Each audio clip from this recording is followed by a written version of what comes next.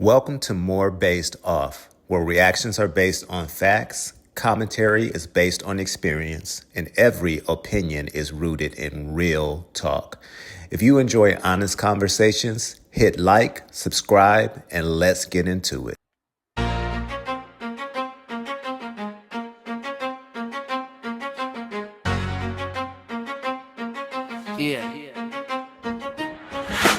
Welcome to the place where the truth comes first. Breaking down the headlines, separating facts from the worst. No fear, no bias, no agenda to hide. Just real conversations from the other side. Hollywood lights, street stories, what's really going on? We ask the tough questions long after the hype is gone. Different perspectives, every voice is a shot. Because real discussion is something this world forgot. What is up, Hollywood besties? All right, base crew, we need to talk about Fiesty in this whole San Antonio situation. Because the more information that comes out, the more I keep coming back to the one question. How exactly is Feisty in a better position now?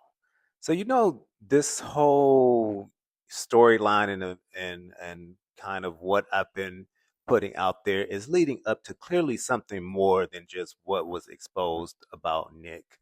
A lot of people are confused about, well, what does it matter? A lot of people owe a lot of money in child support. A lot of people have these circumstances, and yeah, we know that. Of course, a lot of people do. People share similar experiences, but when it comes to a situation again where it's been put in the eyes of the public and people have spoken out and certain things don't add up, then of course we have to kind of piece things together and see what's really going on, perhaps that's not being told. So again, let's go back to how exactly is Feisty in a better position? Because yes, this still does tie into Feisty. It's not just about Nick and trying to expose him or make him guilty, or it's really has nothing to do about that if you really pay attention to the reasons why I put out what I put out about him, because it goes back again to the beginning when I said something's not adding up, and I'm calling BS on the true intentions of why Feisty is there. Because remember how this whole thing was presented. Feisty leaves Atlanta, she goes to Texas, she moves in with Nick, and the story we're being told is that Nick is trying to help her. Help her get on her feet, help her get stable, help her get into a better situation, right? But after hearing Nick speak for himself, I think we need to take another look at what help actually means. Because sometimes you can change your address without changing your situation. And I think that's exactly what we are looking at here. So now, before I go any further, I want to be very clear about something. I'm going to separate what has been confirmed from my opinion. Because again, this is a commentary channel. So a lot of the things I state can be my opinion. Some things, mixed in can be facts. So I do want to be very clear on that. And then I also want to just throw out there as well, I don't want to work for TMZ. I don't want to try to copy the style of TMZ. I know that some people have put that out there just as a joke, and I don't take that any type of way. I actually appreciate that and can take that as a compliment. But other people have thrown it out there kind of as a jab that I could never work for TMZ. And let me just be clear, my commentary is not TMZ style commentary. So that's not my desire. But again, if you read what my channel is about, it is my commentary. It's based on my opinions and my style and my way of wanting to do things. So TMZ can do their thing, and Alan Thompson at More Based Off can do his thing. So now look, let's get back to what I was talking about. And I think what's exactly going on here is, like I said, it's a change of address, but it's really not a change of any type of situation Feisty was in. So now, before I go any further, I want to be very clear about something. I'm going to separate what's been confirmed from my opinion. So Nick himself publicly discussed owing more than $235,000 in back child support, right? Including having 8 children, and some of those children are adults now.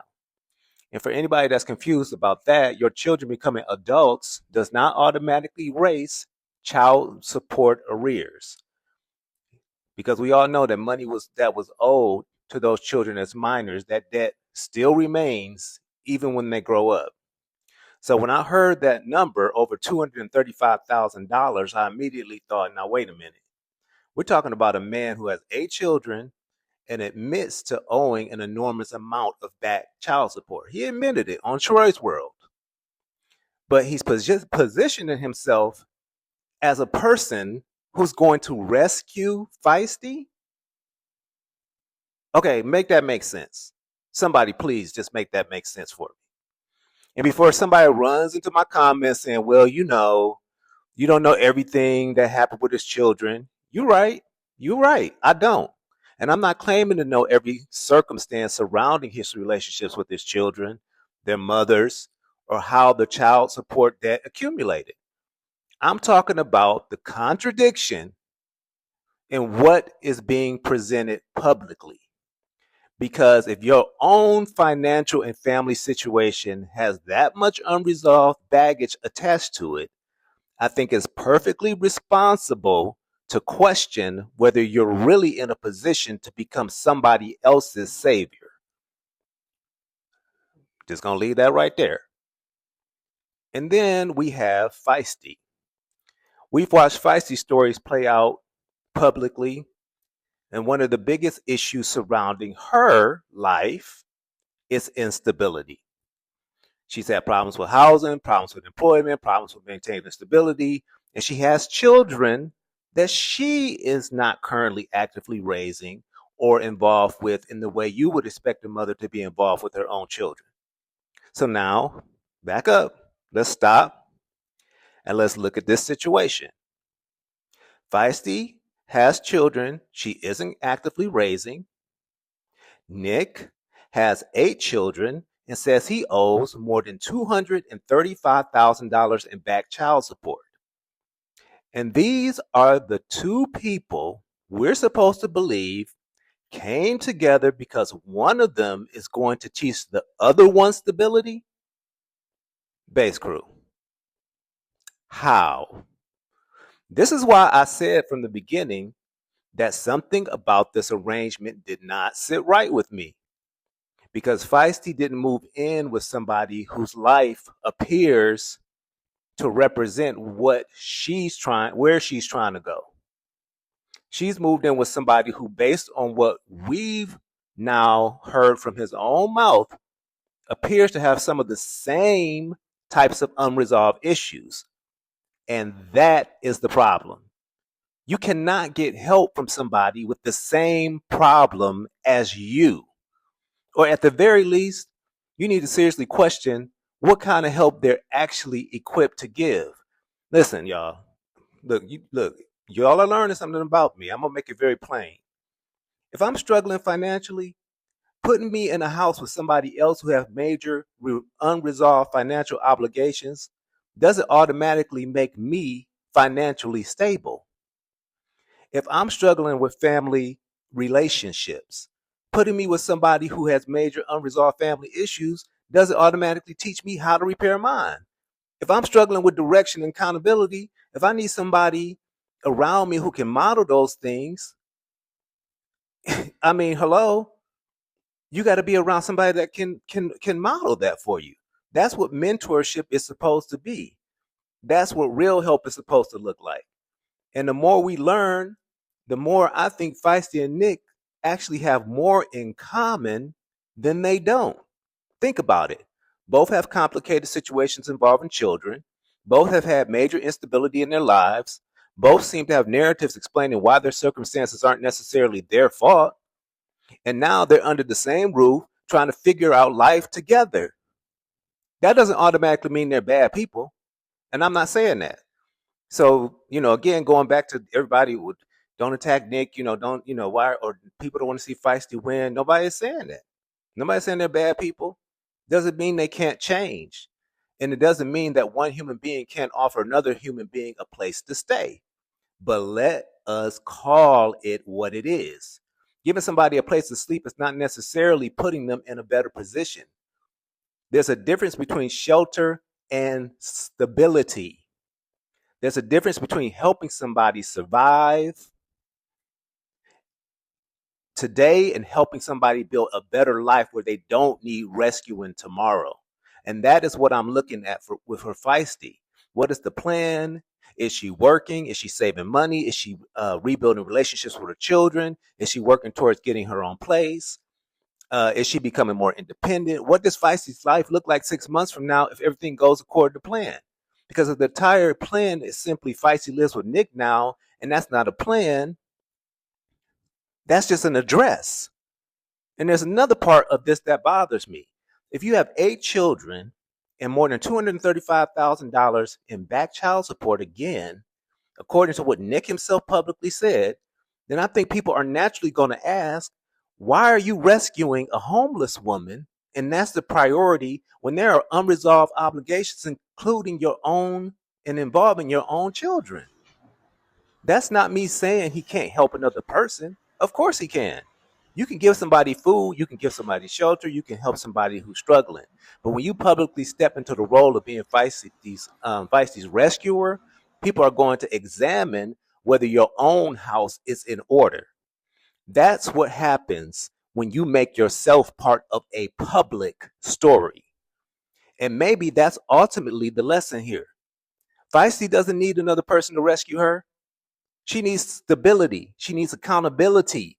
She needs independence. She's a 32-year-old woman. She needs to get herself into a position where she doesn't have to depend on Marcus, Atlanta Street interviews, Nick, viewers, supporters, or anybody else to determine whether she has somewhere to live. Because every time your survival depends on somebody else's goodwill, you're one argument, one disagreement, or one changed mind away from being right back where you started. That's why I don't look at San Antonio and automatically say Fiesty is doing better. Could this eventually turn into something positive? Absolutely. I hope it does. But moving from homelessness into somebody's home is only one step. The question is, what happens after that?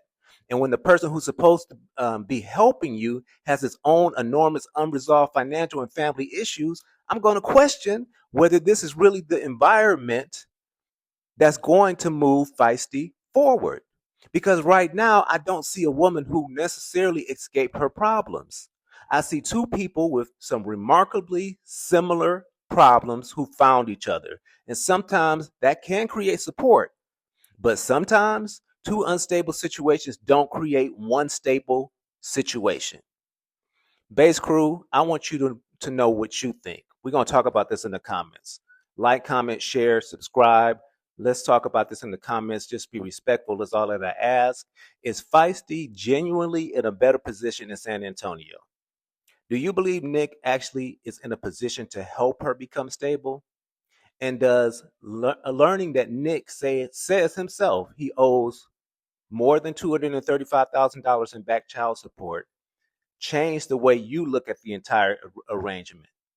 Let's sound off in the comments because I already know y'all are going to have something to say about this one. For real, for real. All right, y'all. This is Alan Thompson, more based off.